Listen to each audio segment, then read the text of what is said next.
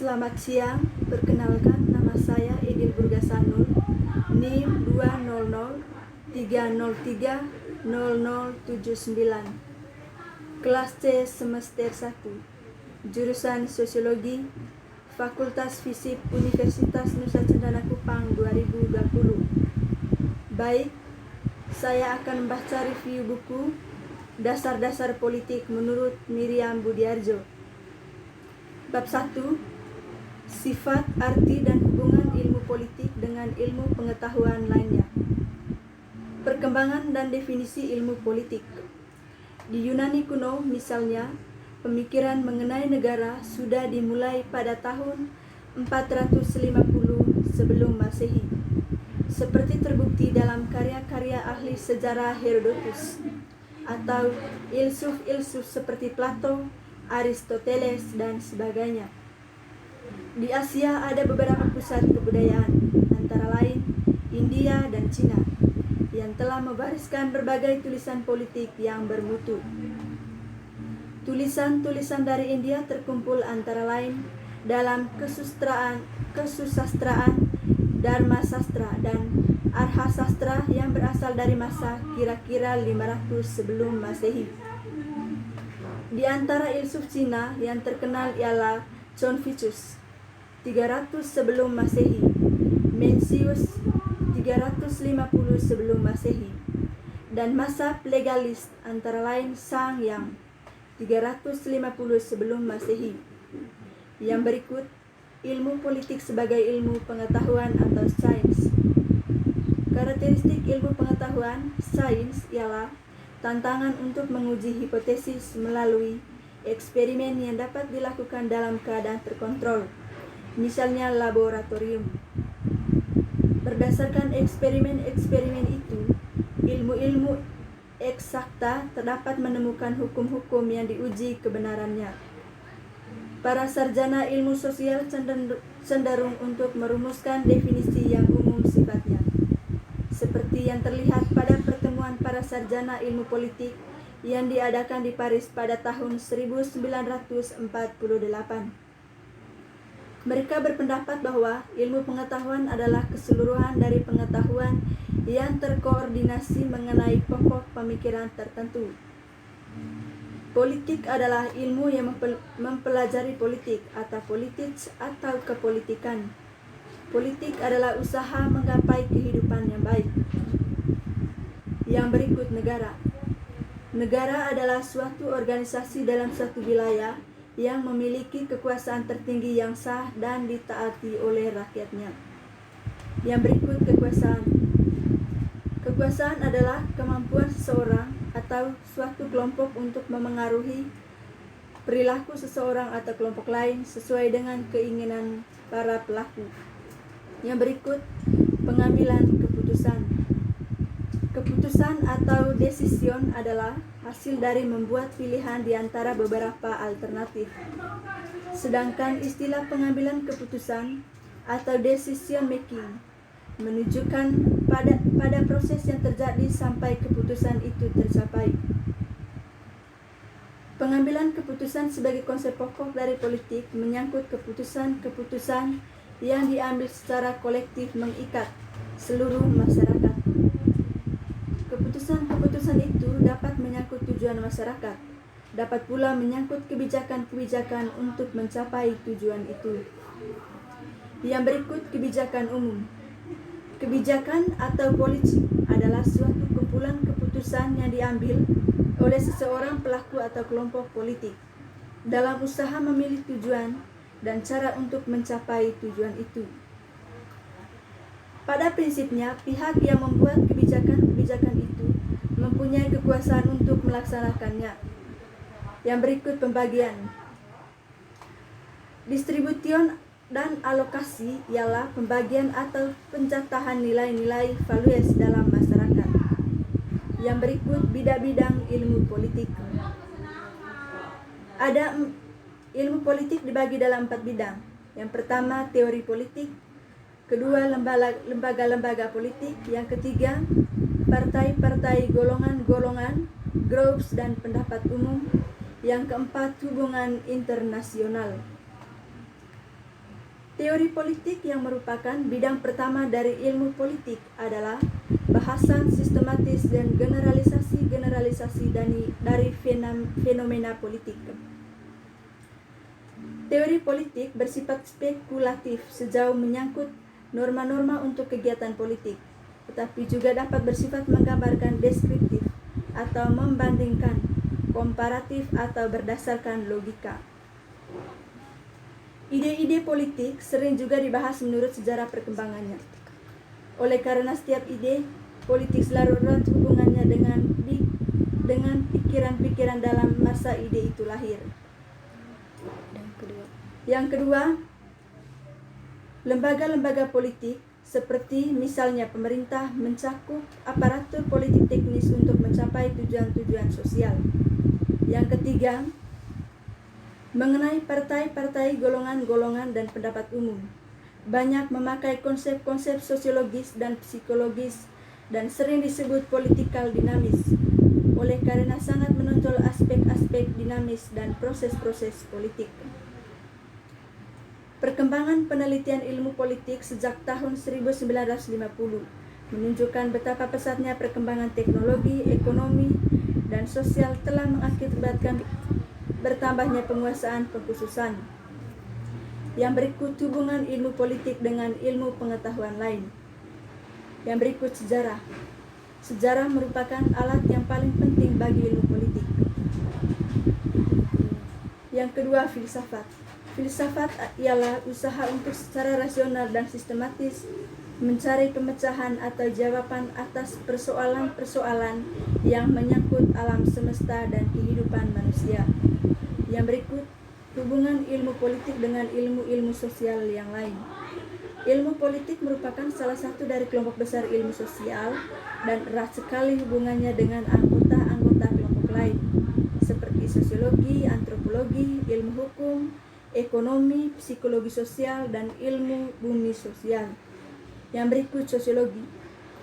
Sosiologi menggambarkan bahwa pada masyarakat yang sederhana maupun yang kompleks, senantiasa terdapat kecenderungan untuk timbulnya proses, pengaturan, dan pola-pola pengendalian tertentu yang formal maupun yang tidak formal.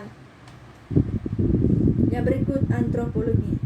Antropologi menyumbang pengertian dan teori tentang kedudukan serta peran berbagai satuan sosial budaya yang lebih kecil dan sederhana.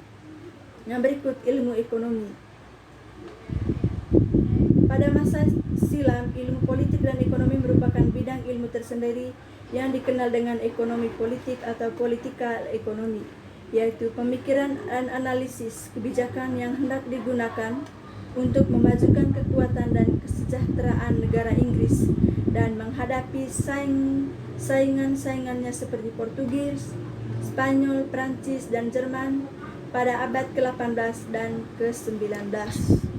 Yang berikut, psikologi sosial. Psikologi sosial adalah pengkhususan psikologi yang pelajari hubungan timbal balik antar manusia dan masyarakat, khususnya faktor-faktor yang mendorong manusia untuk berperan dalam ikatan kelompok atau golongan. Yang berikut, geografi. Geografi mempengaruhi karakter dan kehidupan nasional dari rakyat, dan karena itu mutlak harus diperhitungkan dalam menyusun politik luar negeri dan politik nasional. Yang berikut, ilmu hukum. Ilmu hukum tidak melihat manusia sebagai makhluk yang terpengaruh oleh faktor sosial, psikologi, dan kebudayaan. Akibat ialah bahwa ada kecenderungan pada ilmu hukum untuk meremehkan kekuatan-kekuatan sosial dan kekuatan-kekuatan lainnya yang berada di luar bidang hukum. Bab 2. Konsep-konsep politik. Yang pertama, teori politik. Teori politik adalah bahasan dan generalisasi dari fenomena yang bersifat politik. Ada dua macam teori politik sekalipun perbedaan antara kedua kelompok dan tidak bersifat mutlak. Yang pertama, teori-teori yang mempunyai dasar moral atau bersifat akhlak yang menentukan norma-norma untuk perilaku politik. Yang kedua, teori-teori yang menggambarkan dan membahas fenomena dan fakta-fakta politik dengan tidak mempersoalkan norma-norma atau nilai. Teori-teori yang termasuk dalam kelompok A dapat dibagi lagi dalam 3 kelompok, yaitu filsafat, teori sistematis, dan ideologi. Yang berikut masyarakat. Masyarakat adalah keseluruhan atau hubungan-hubungan antar manusia. Yang berikut negara. Negara merupakan integrasi dari kekuasaan politik. Negara adalah organisasi pokok dari kekuasaan politik. Negara adalah alat dari masyarakat yang mempunyai kekuasaan untuk mengatur hubungan-hubungan manusia dalam masyarakat dan menertibkan gejala kekuasaan dan masyarakat. Yang berikut definisi mengenai negara. 1. Menurut Roger H. Soltal, negara adalah agen atau kewenangan yang mengatur atau mengendalikan persoalan-persoalan bersama atas nama masyarakat. Yang kedua, menurut Harold J. Laski, negara adalah suatu masyarakat yang diintegrasi karena mempunyai wewenang yang bersifat memaksa dan yang secara sah lebih berkuasa daripada individu atau kelompok yang merupakan bagian dari masyarakat. Yang ketiga, menurut Max Weber, negara adalah suatu masyarakat yang mempunyai monopoli dalam penggunaan kekerasan fisik secara sah dan dalam suatu wilayah. Yang keempat, menurut Robert E. Masfer, negara adalah asosiasi yang menyelenggarakan penertiban di dalam suatu masyarakat dalam suatu wilayah. Yang berikut sifat-sifat negara. Yang pertama, sifat memaksa. Yang kedua, sifat monopoli. Yang berikut unsur-unsur negara. Negara terdiri atas beberapa unsur. Yang pertama, wilayah. Yang kedua, penduduk. Yang ketiga, pemerintah. Yang berikut kedaulatan. Kedaulatan adalah kekuasaan yang tertinggi untuk membuat undang-undang dan melaksanakan dengan semua cara, termasuk paksaan yang tersedia. Yang berikut tujuan dan fungsi negara. Negara dapat dipandang sebagai asosiasi manusia yang hidup dan bekerja sama untuk mengejar beberapa tujuan bersama. Yang berikut istilah negara dan istilah sistem politik. Konsep sistem politik merupakan pokok dari gerakan pembaharuan yang timbul dalam 50-an. Konsep kekuasaan. Kekuasaan adalah kemampuan seseorang untuk mempengaruhi suatu kelompok untuk perilaku seseorang atau kelompok lain sesuai dengan keinginan para pelaku. Bab 3.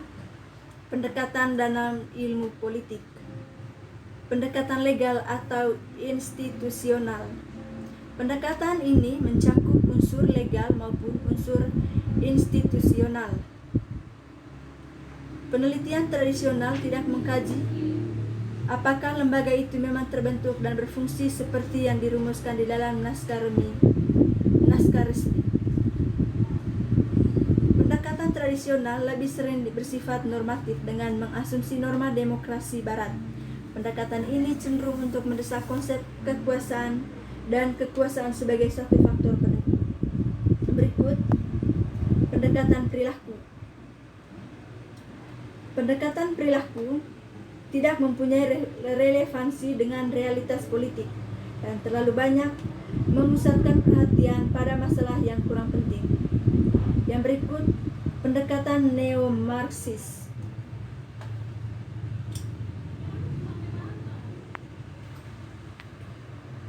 Fokus analisis neo-Marxis adalah kekuasaan serta konflik yang terjadi dalam negara. Yang berikut teori ketergantungan. Teori ketergantungan adalah suatu kelompok yang mengkhususkan penelitiannya pada hubungan antara negara dunia pertama dan dunia ketiga.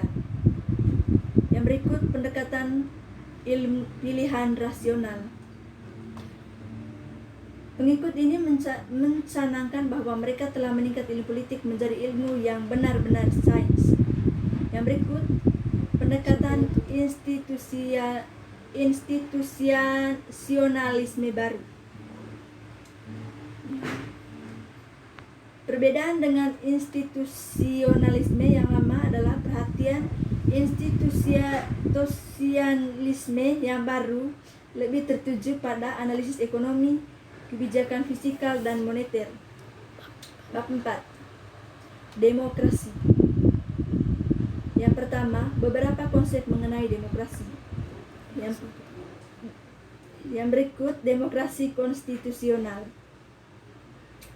Ciri khasnya adalah gagasan bahwa pemerintah yang demokratis ialah pemerintah yang terbatas kekuasaannya dan tidak dibenarkan bertindak sewenang-wenang terhadap warga negaranya.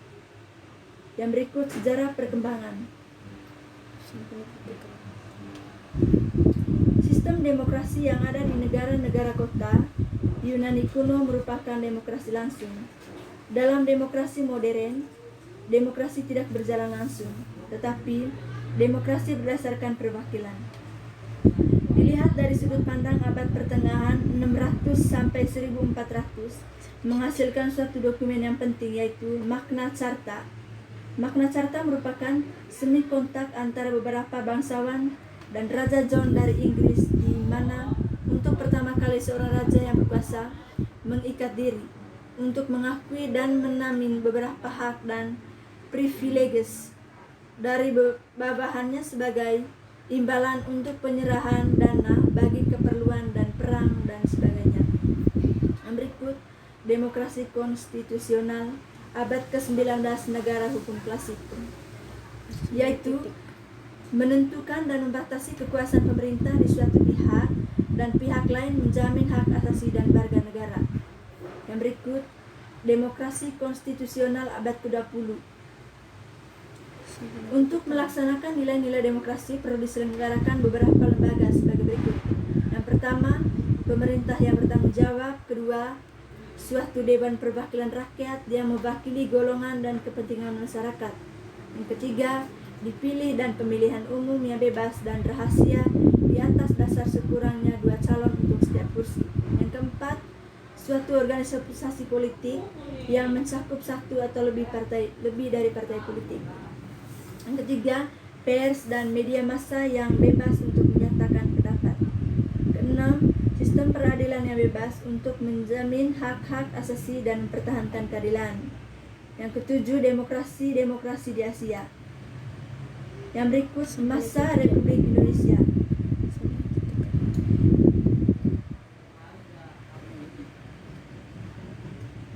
Masa demokrasi terpimpin ciri-ciri periode ini ialah dominasi dan presiden, terbatasnya peranan partai politik, berkembangnya pengaruh komunis, dan meluasnya peranan ABRI sebagai unsur sosial politik masa Republik Indonesia.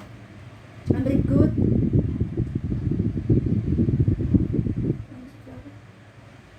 bab 5. Komunisme demokrasi menurut terminologi komunisme dan perkembangan post-komunisme. Ajaran Karl Marx. Karl Marx dari Jerman berpendapat bahwa masyarakat tidak dapat diperbaiki secara timbal sulam dan harus diubah secara radikal melalui pendobrakan sendi-sendinya. Yang berikut, perkembangan Marxisme Leninisme.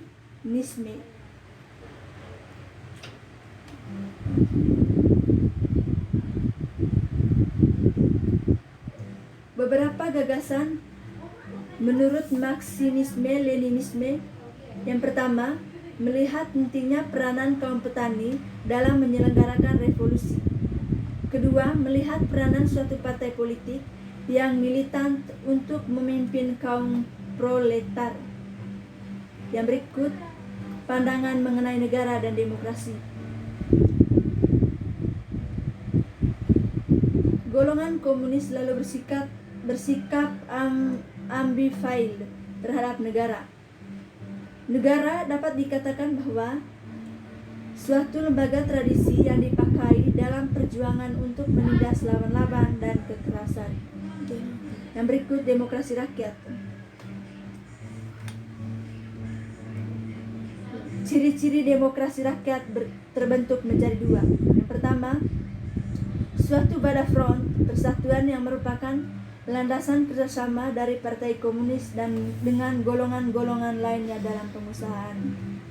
Yang kedua, penggunaan beberapa lembaga pemerintah di negara yang lama. Yang menarik untuk dipelajari adalah mengapa ada negara komunis yang bisa bertahan dan mengapa lebih banyak yang runtuh. Yang berikut, kritik terhadap komunisme dan runtuhnya kekuasaan komunisme.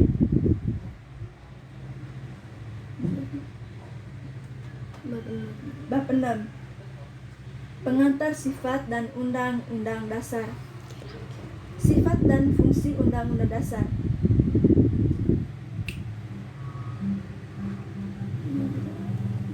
Menurut sarjana hukum, naskah yang memaparkan rangka dan tugas-tugas pokok dari badan-badan pemerintah suatu negara dan menentukan pokok-pokok cara kerja dan badan-badan tersebut. Berikut konstitusionalisme.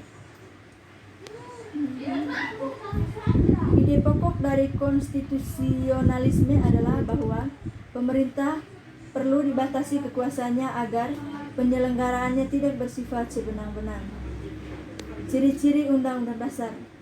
Yang pertama, organisasi negara. Kedua, hak-hak asasi manusia.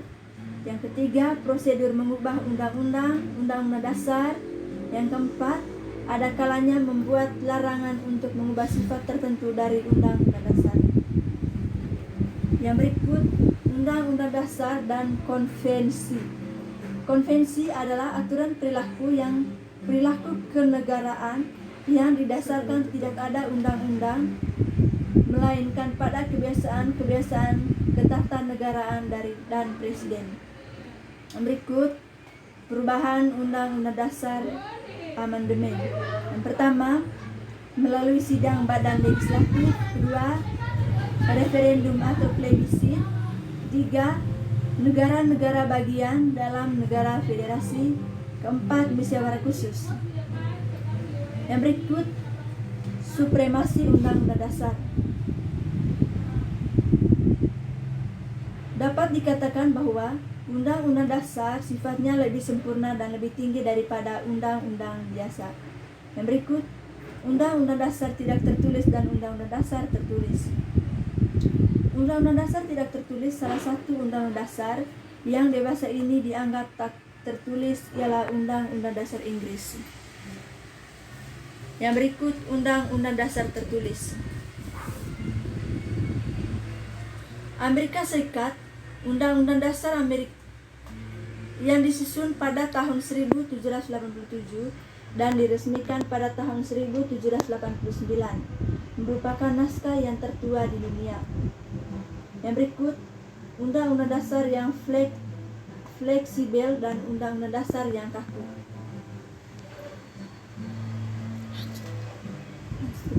Yang berikut undang-undang dasar yang kaku. Yang berikut undang-undang dasar Indonesia.